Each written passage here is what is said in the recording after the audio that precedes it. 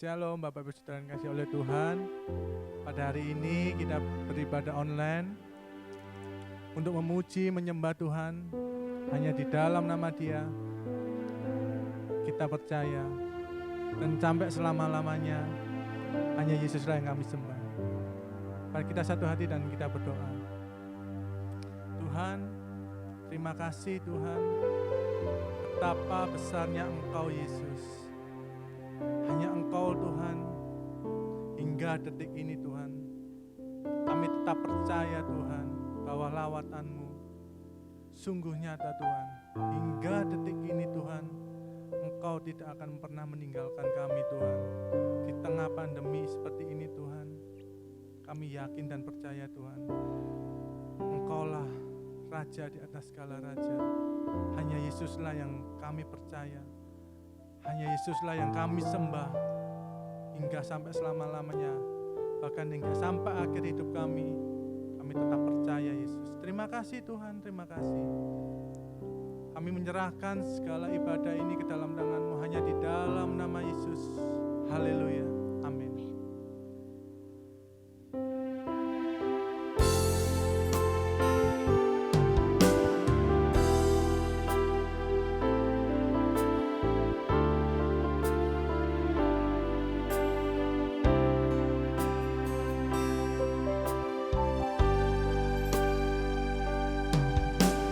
Semusim berlalu, namun Kau selalu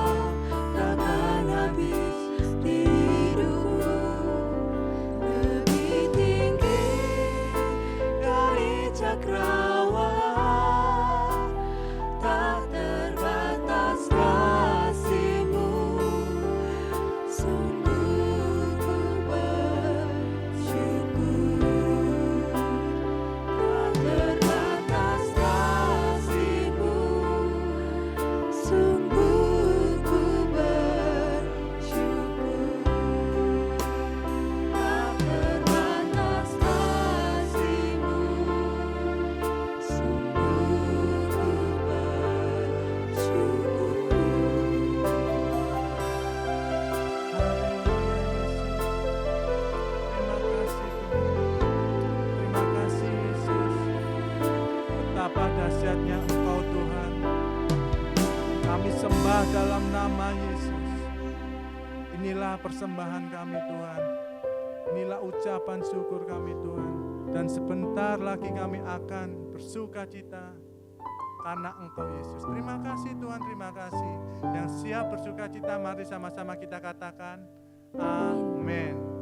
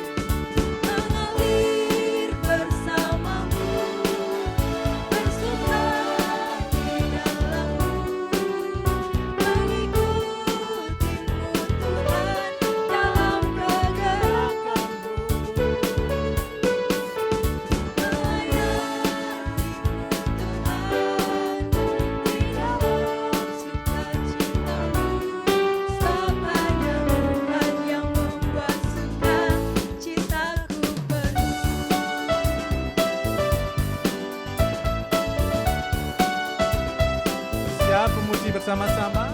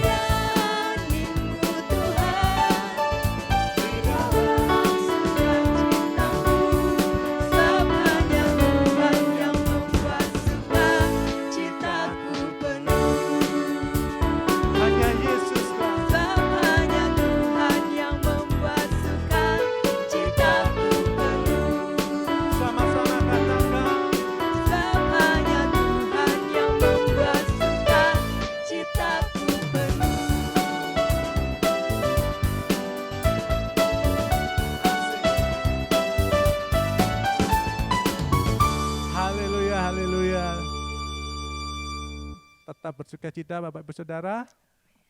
Mari bersama-sama sebelum kita mendengarkan kebenaran firman Tuhan, kita bersatu hati, kita pujikan sekali lagi.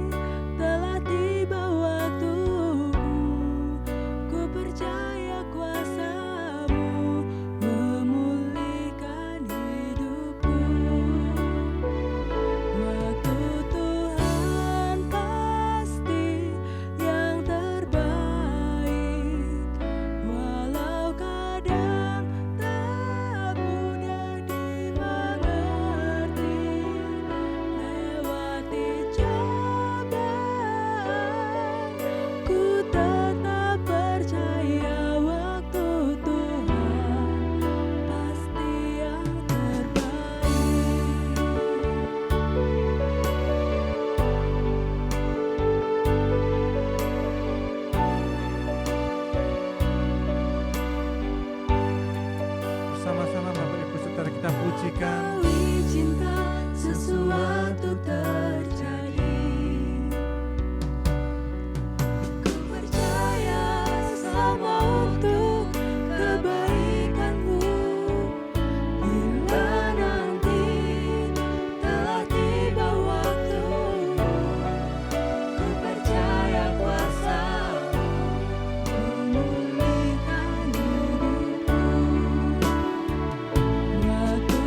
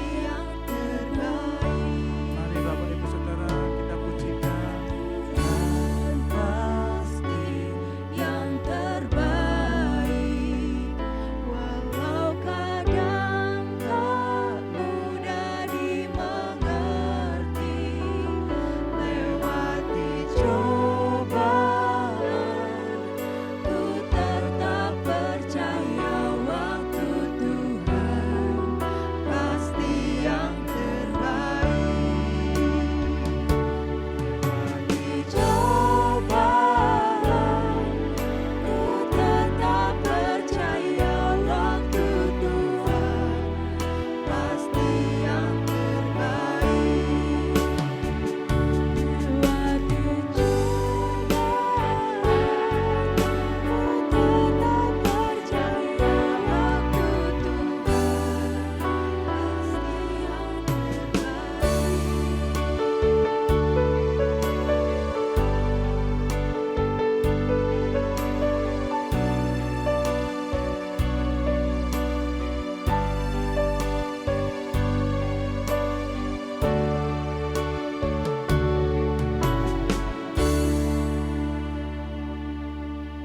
pasti Tuhan Yesus, buat kesempatan hari ini Tuhan, kami boleh menyembah-Mu, memuji-Mu, memuliakan nama-Mu Tuhan.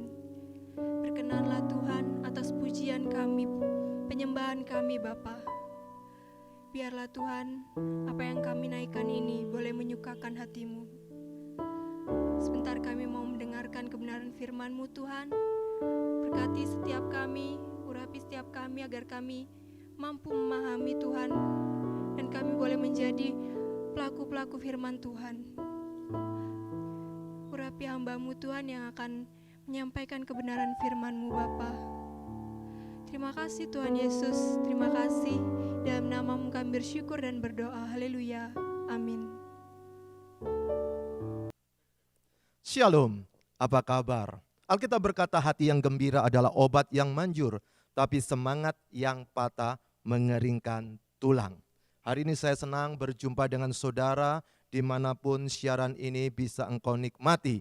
Tetapi satu yang membuat saya bahagia, bahwasanya kita masih bisa bersekutu meskipun kita tidak berjumpa, karena ada satu pandemi yang mengerikan luar biasa, yaitu namanya COVID-19.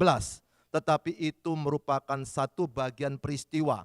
Dan ketika ini muncul, kita tidak tahu kapan akan berakhir. Dan kemungkinan juga tidak berakhir seperti wabah-wabah lainnya. Ada influenza, mungkin ada HIV, AIDS, itu berjalan terus. Tetapi yang penting sekarang adalah belajar punya hati gembira. Karena Alkitab berkata hati gembira adalah obat yang manjur. Oleh sebab itu berjuanglah punya hati gembira. Tapi untuk punya hati gembira bukan karena tertawa, hahaha, bukan. Tapi dia bisa menikmati hidupnya dengan sukacita, bisa bersyukur dan tetap berharap kepada Tuhan. Dan jangan lupa yang kedua adalah terus menerus makan makanan yang bergizi. Asupannya harus tepat sehingga akan membuat daya tahan tubuh tidak pernah akan melumpuhkan dan membuat tubuh kita tetap mampu berhadapan dengan aneka virus, bakteri atau jamur. Tapi yang ketiga, saudara, kita perlu mengikuti apa yang menjadi keinginan pemerintah. Kita cuci tangan, kita berjaga-jaga, kan disitulah kita bisa menikmati pola hidup sehat yang kita akan lakukan bersama-sama. Nah, pada saat ini kita bersama-sama akan merenungkan satu bagian dari firman Tuhan dari kitab Efesus pasal yang keempat ayat yang ke-16. Kita merenungkan satu ayat ini merupakan kesimpulan dari Efesus pasal keempat ayat yang pertama sampai ke-15. Tapi kita merenungkan satu ayat dalam waktu sekitar 30 menit. Oleh sebab itu berjaga-jaga. Karena kalau tidak berjaga-jaga, saudara menyalakan YouTube-nya, tetapi orangnya tidak ada di situ. Atau mungkin pada waktu engkau menikmati siaran ini, tetapi kita tidak fokus. Maka dari itu perlu berjaga-jaga dalam 30 menit untuk menikmati 3 hal yang menarik tentang arti kehadiran Yesus. Saya akan membacakan lebih dulu teksnya dari Efesus pasal yang keempat ayat yang ke-16 berbunyi sebagai berikut. Daripadanya lah seluruh tubuh yang rapi tersusun dan diikat menjadi satu oleh pelayanan semua bagiannya, sesuai dengan kadar pekerjaan tiap-tiap anggota, menerima pertumbuhannya dan membangun dirinya dalam kasih. Saudara yang dikasihi Tuhan, ketika Paulus menuliskan suratnya kepada jemaat di Efesus, dia sedang ada di dalam tahanan. Namun jemaat di Efesus ini sedang ada persoalan. Selain sedang menghadapi aliran sesat, tetapi juga ada pergumulan pribadi, perpecahan di dalam jemaat. Maka pada waktu ini dituliskannya, Paulus ingin menguatkan mereka, meneguhkan mereka bahwasanya apapun yang kita lakukan, perlu tahu untuk siapa kita melakukannya. Nah, kita akan menemukan 3 hal menarik. Apa hasilnya jikalau orang itu bisa menikmati kehadiran Yesus tiap hari?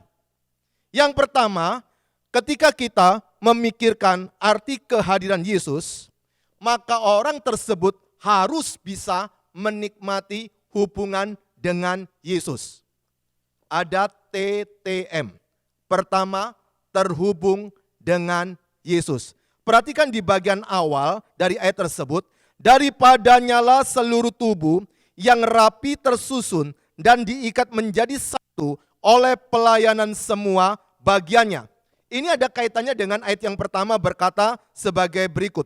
Sebab itu aku menasihatkan kamu, aku orang yang dipenjarakan karena Tuhan, supaya hidupmu sebagai orang-orang yang telah dipanggil berpadanan dengan panggilan itu.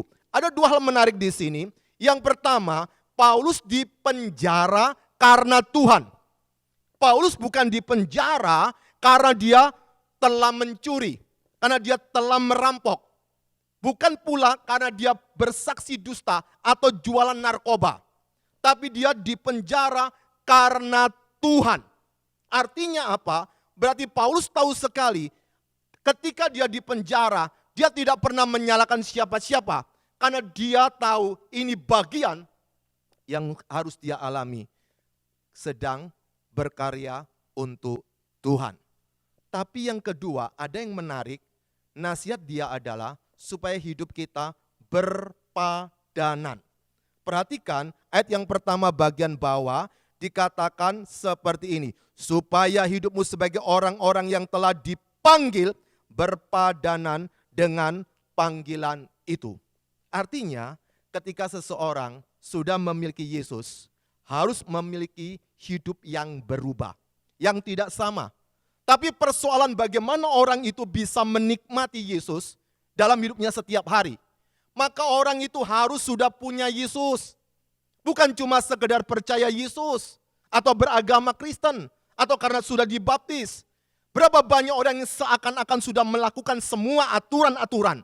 Dia sudah ke gereja, dia sudah pelayanan, tapi ternyata dia tidak bisa menikmati Yesus di dalam hidupnya. Orang yang bisa menikmati Yesus di dalam hidupnya, dia harus menikmati hidupnya sudah terhubung dengan Yesus. Apa artinya terhubung dengan Yesus?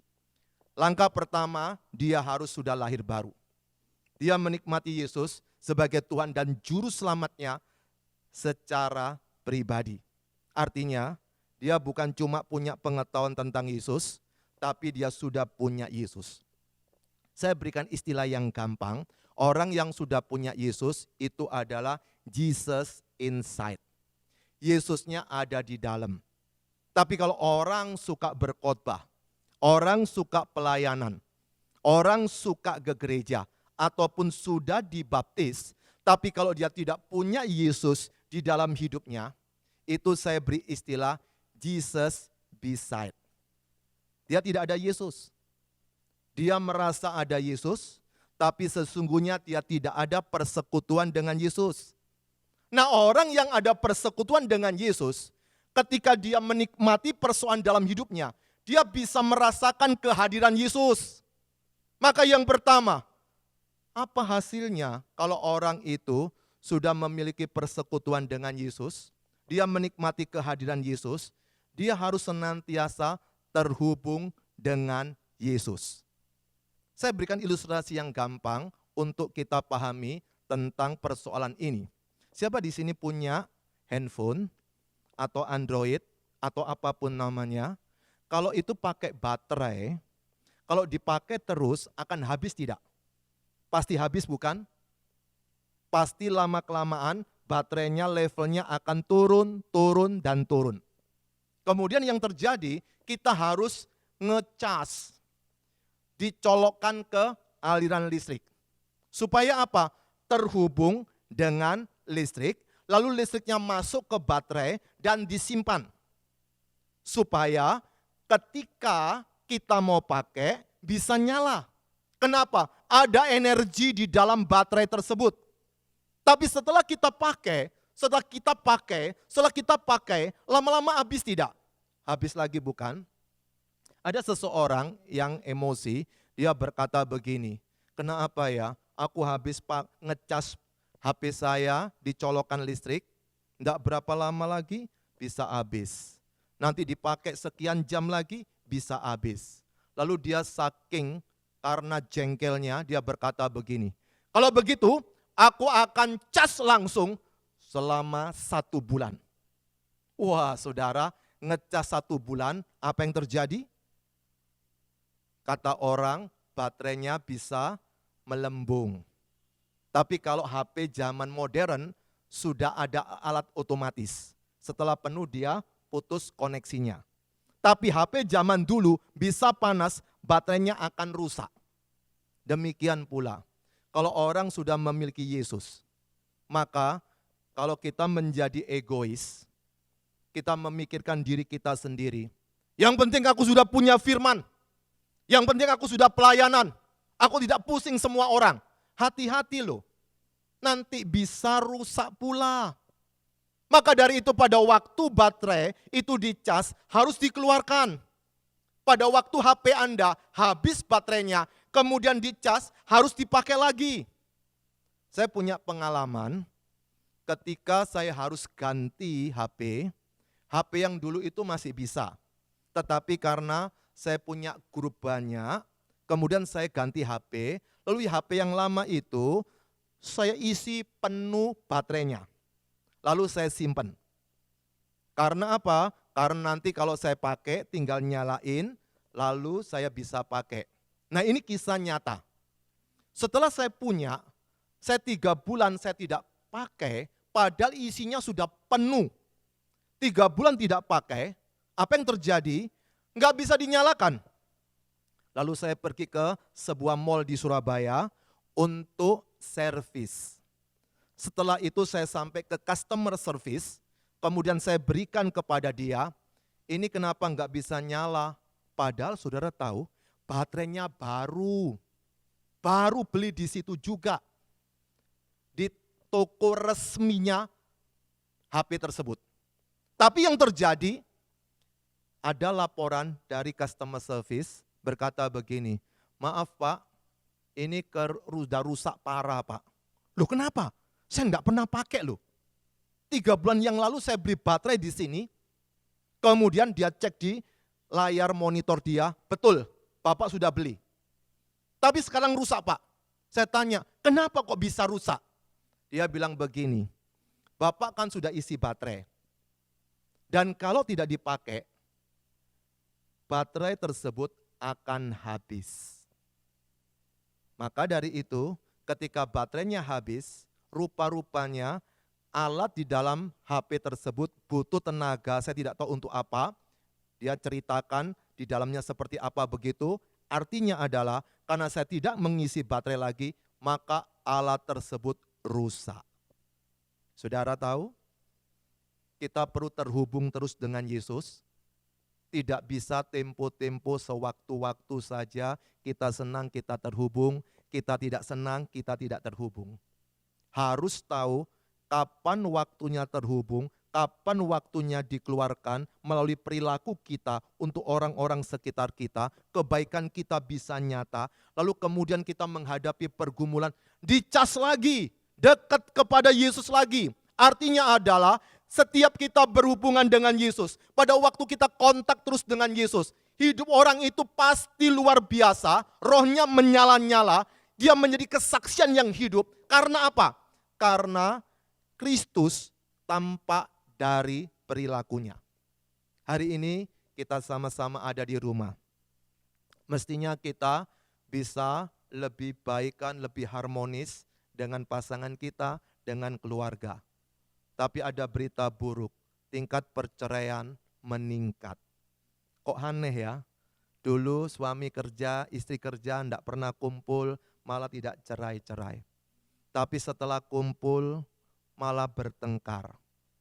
Kemungkinan pada waktu dulu sama-sama kerja, kemudian ketika ada masalah tidak diselesaikan, semuanya pergi masing-masing. Tapi sekarang tidak bisa pergi kemana-mana.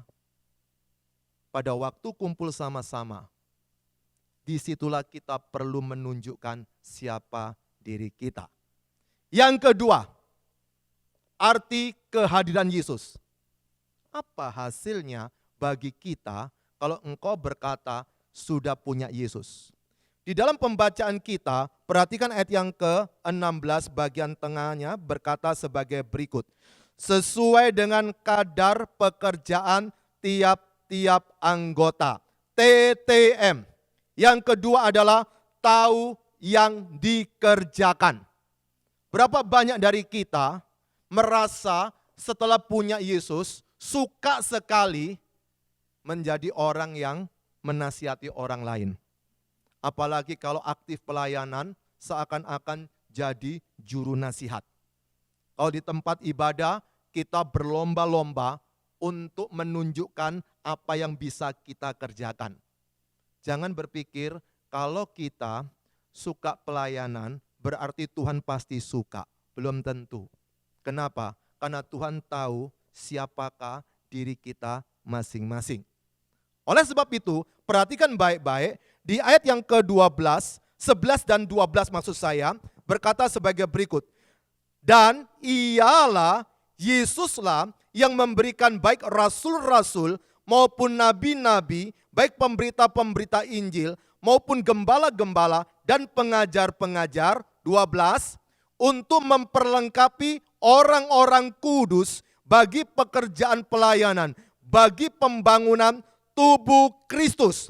Kalau kita perhatikan di bagian ini saudara, ada kisah tentang karunia. Artinya setiap orang yang sudah memiliki Yesus sebagai Tuhan dan Juru Selamatnya secara pribadi, dia diperlengkapi dengan karunia. Melalui penjelasan ini, ada 4 jenis karunia. Kita bisa lihat di Efesus pasal 4. Ada sekitar 18 karunia. Kita bisa juga lihat di 1 Petrus pasal 4, ataupun Roma pasal 12, atau 1 Korintus pasal yang ke-12. Kisah tentang karunia. Ada orang berkata begini, Pak Pendeta, saya memiliki karunia menikmati. Tidak ada karunia menikmati. Yang ada adalah berkat menikmati. Karunia itu sudah terukur, sudah dijelaskan. Karena keberadaan karunia itu untuk memperlengkapi seseorang. Di dalam apa? Melakukan apa yang Tuhan ingin kita lakukan dimanapun kita berada. Maka dari itu kita perlu tahu apa yang kita kerjakan. Seringkali kita suka mengambil bagian orang lain karena kita pikir kita maha bisa. Kita bisa lakukan segala-galanya. Tapi ingat baik-baik, kalau cuma kita melakukan itu hanya untuk mencari muka di hadapan seseorang atau merasa berjasa di mata Tuhan, maka kita akan kerjakan dan suatu hari ada yang menolak, ada yang tidak suka dengan apa yang kita lakukan, kita akan mudah kecewa. Jikalau seseorang dia mengetahui apa yang dia kerjakan, dia akan tetap tenang, tetap kuat, tidak terlalu dia peduli apa kata orang, tapi dia tetap melakukan bagiannya. Tetapi orang ini harus terhubung dengan Yesus dulu. Itu yang akan menguatkan dia. Dan baru yang kedua, dia akan bekerja keras sesuai dengan karunia yang dipercayakan Tuhan kepadanya. Hari ini jikalau kita berada di tempat kita masing-masing, karunia itu tidak menghilang begitu saja. Mungkin engkau biasa melayani di gereja. Sekarang tunjukkan, layani suami, layani istri. Layani orang-orang di rumah. Bawa mereka kepada Yesus. Kalau engkau suka memberikan nasihat kepada orang-orang, di rumah pun engkau bisa lakukan itu. Menasihati orang yang ada di sekitarmu. Saya tidak tahu karunia Anda seperti apa. Tapi kita perlu melakukan apa yang sudah menjadi bagian kita. Kalau kita mengambil bagian yang lain, kita gampang kecewa, kita gampang frustasi, kita gampang capek. Nah, ketika seseorang ingin menikmati kehadiran Yesus setiap hari, maka dia bisa melakukan apa yang perlu dilakukan dengan maksimal. Dia tetap produktif, dia tetap kreatif, dia tetap inovatif sebagai seorang Kristen. Dia tidak gampang tersandung, dia tidak gampang merasa dipojokkan, diolok-olok karena apa yang dikerjakan. Kenapa? Karena dia tahu apa yang dia kerjakan. Kalau kita tidak tahu apa yang kita kerjakan, kita melakukan pekerjaan bagian orang lain, ingin dipandang oleh orang, ingin lebih berjasa, dan suatu hari kita tersandung, maka di situ kita tidak bisa bertahan. Dan amarah kita akan muncul. Tapi hal yang ketiga, arti kehadiran Yesus. Di masa yang tidak menentu ini, maka kehadiran Yesus itu perlu kita nikmati setiap hari. Karena satu-satunya pengharapan kita, penghiburan kita adalah Yesus. Mengapa? Karena dia adalah Allah, pencipta alam semesta. Dan yang terakhir ketiga adalah huruf M. Perhatikan saudara, di ayat yang ke-16 bagian bawah itu berkata sebagai berikut. Saya akan bacakan lebih utuh lagi. Daripadanyalah seluruh tubuh yang rapi tersusun dan diikat menjadi satu oleh pelayanan semua bagiannya. Itu yang pertama tadi, yaitu terhubung dengan Yesus. Yang kedua, sesuai dengan kadar pekerjaan tiap-tiap anggota. Dan yang ketiga adalah orang tersebut menikmati kasih. Perhatikan di bagian bawah dikatakan sebagai berikut. Menerima pertumbuhannya dan membangun dirinya dalam kasih. Pertama orang itu bisa ada pertumbuhan di dalam hidupnya, dan dia membangun apa yang menjadi aspek hidupnya dengan dasar dia sedang menikmati kasih dan ingin berbagi kasih. Dan ayat ini saudara ada kaitannya, perhatikan di ayat yang ke-13 hingga yang ke-15 akan saya baca sebagai berikut. Sampai kita semua telah mencapai kesatuan iman, ayat yang ke-13, dan pengetahuan yang benar tentang anak Allah. Kedewasaan penuh dan tingkat pertumbuhan yang sesuai dengan kepenuhan Kristus. Ayat yang ke-14. Sehingga kita bukan lagi anak-anak yang diombang-ambingkan oleh rupa-rupa angin pengajaran, oleh permainan palsu manusia dalam kelicikan mereka yang menyesatkan. 15.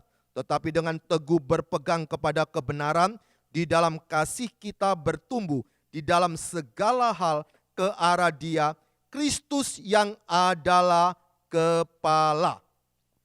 Tadi kita melihat di ayat yang pertama, Yesus dia sudah berkarya untuk Paulus, sehingga pada waktu Paulus dia masuk dalam penjara, dia berani berkata dia dipenjara karena Tuhan. Luar biasa bukan? Tidak menyalahkan siapa-siapa, tapi ingat, ini adalah bentuk penyangkalan diri.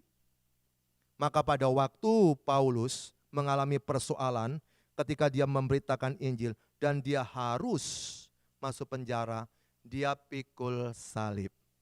Tapi hati-hati loh, tidak semua yang kita kerjakan sebagai orang Kristen itu masuk kategori pikul salib. Contoh, kalau saudara bekerja di sebuah kantor dan lingkungan itu bukan orang Kristen.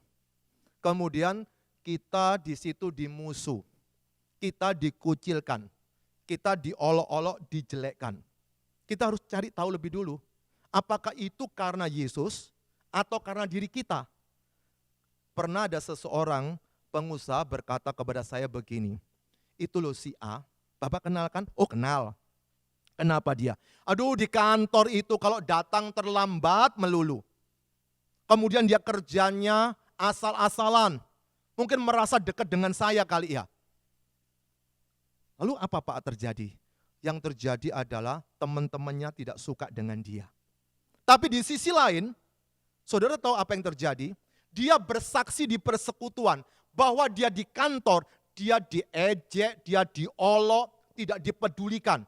Lalu dia berkata, memang inilah orang Kristen ya, harus pikul salib. Lalu saya berkata kepada si pemilik usaha tadi, dia tidak pikul salib Pak, dia pikul nasib. Karena dia melakukan tindakan yang salah.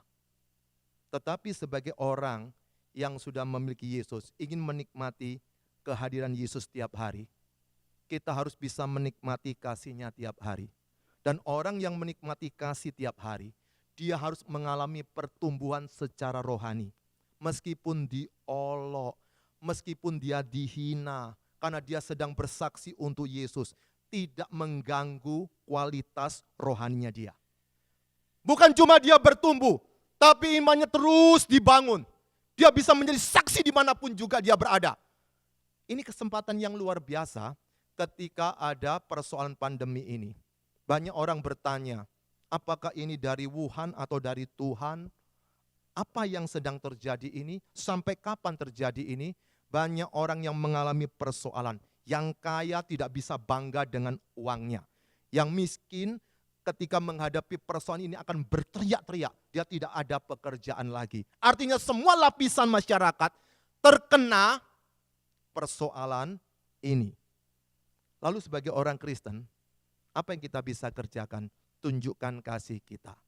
Supaya kita tampil beda. Dan orang-orang bisa menikmati arti kehadiran Yesus melalui hidup kita. Belajar dari rumah tangga kita. Tunjukkan kepada suami Anda bahwa engkau punya Yesus. Tunjukkan kepada istri Anda, engkau punya Yesus. Tunjukkan kepada mertua Anda, engkau punya Yesus. Anak-anak tunjukkan kepada orang tuamu, engkau punya Yesus. Maka kita berlomba-lomba menunjukkan diri kita punya Yesus. Di situ orang bisa menikmati kehadiran Yesus di dalam hidup kita. Arti kehadiran Yesus, itu akan muncul tanpa kita pikir. Karena sudah menjadi habit, kebiasaan hidup kita. Sehingga kemanapun juga kita berada, kita tidak bersandiwara lagi. Tapi hidup kita menjadi tulus dan jujur. Kenapa? Karena kehadiran Yesus itu yang membuat kita tampil beda. Ada 3 hal menarik yang perlu diingat, TTM. Supaya kita bisa menikmati kehadiran Yesus setiap hari. Yang pertama, T, terhubung dengan Yesus. T yang kedua, tahu yang dikerjakan. T yang ketiga, menikmati kasih. Seringkali TTM orang berkata teman tapi mesra. Mestinya kalau kita sudah suami istri lebih mesra. Tapi mengapa teman kok bisa mesra? Tapi kalau sudah pasangan tidak bisa mesra. Karena kita tidak pernah terhubung dengan Yesus.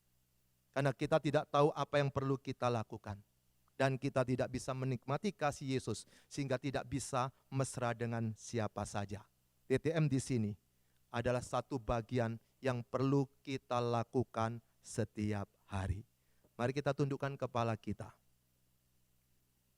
Saya berikan waktu 15 detik.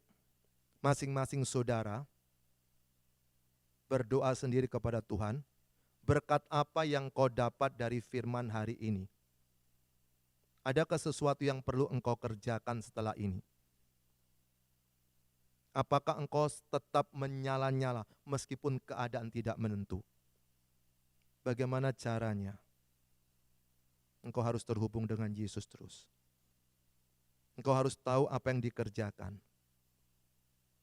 Engkau harus bisa menikmati kasih Kristus. Silakan doa.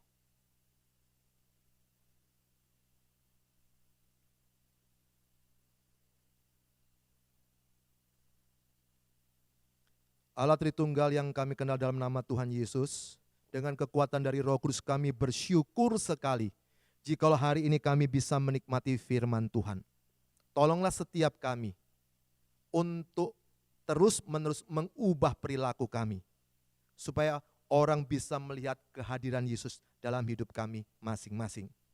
Berbicara kepada kami ya Tuhan Yesus, berikan kekuatan kepada umat-Mu dimanapun juga. Mungkin hari ini gelisah hatinya, ada persoalan ekonomi, ada persoalan sakit penyakit, ada persoalan keluarga. Tapi melalui firman Tuhan ini, kami berlomba-lomba supaya kehadiran Yesus bisa kami tunjukkan kepada sekitar kami. Kami tidak menuntut orang lain, tapi kami terus terhubung dengan Tuhan kami Yesus. Dan kami melakukan bagian kami masing-masing. Sehingga kami bisa menikmati kasih Tuhan dan kami bagikan kepada orang lain.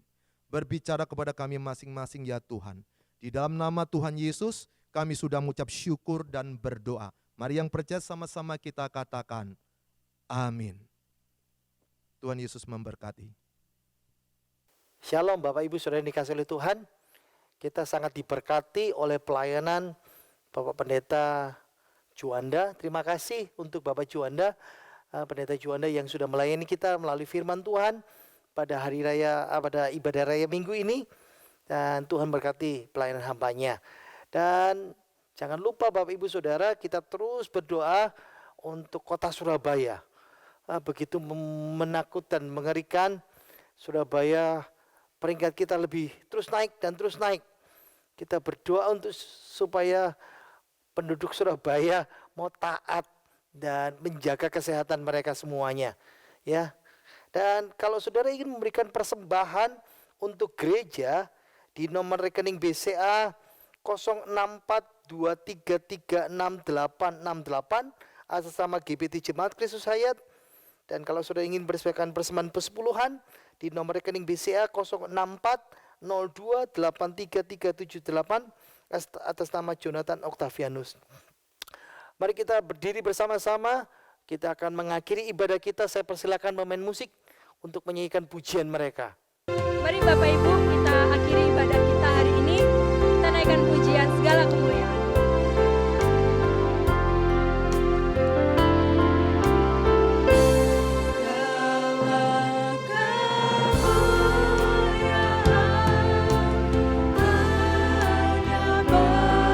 bagi Tuhan.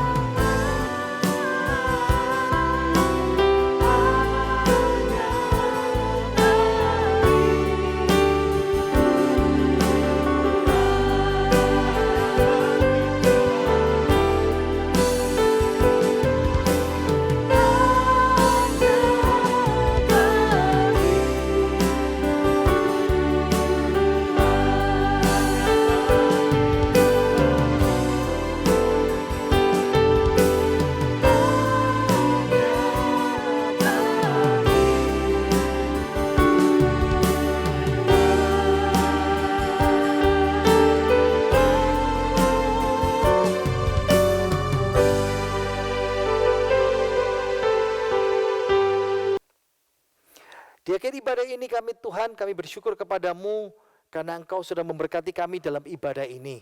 Terima kasih Kau berikan kami kesehatan. Terima kasih Kau berikan kami kekuatan. Berdoa untuk kota kami Surabaya tercinta ini Tuhan. Kami sedih karena kami melihat pertumbuhan, perkembangan COVID begitu naik terus Tuhan. Tolong Tuhan supaya kami boleh bersama-sama untuk bertanggung jawab dengan kehidupan kami. Kami juga menyerahkan Tuhan untuk gerejamu. Kami akan untuk berdoa untuk pembangunan gereja kami. Kami percaya Tuhan, Engkau terus bekerja di tengah-tengah kami tidak bisa berbuat apa-apa. Kami terus berdoa, Tuhan nyatakan kehendak-Mu, pertolongan-Mu dalam kehidupan kami semuanya. Berdoa untuk bangsa negara kami, berdoa untuk pemimpin kami, dan percaya Tuhan berkat-Mu boleh ada di tengah kami. Mari kita angkat tangan kita mau terima berkat dari Tuhan kita Yesus Kristus sendiri. Diberkatilah kaum pria, diberkatilah kaum wanita, diberkatilah suami istri, diberkatilah pemuda-pemudi, diberkatilah rumah tangga kita dengan damai sejahtera melimpah. Diberkatilah segala usaha pekerjaan toko karir dan proyek kita. Diberkatilah hidup kita mulai hari ini dan sampai selama-lamanya. Dan diberkatilah cucu menantu kita. Dan kiranya berkat rohani jasmani turun dalam kehidupan kita semuanya. Berkat dari Bapa, Putra, Roh Kudus di dalam nama Tuhan Yesus Kristus menyertai kita sampai selama-lamanya.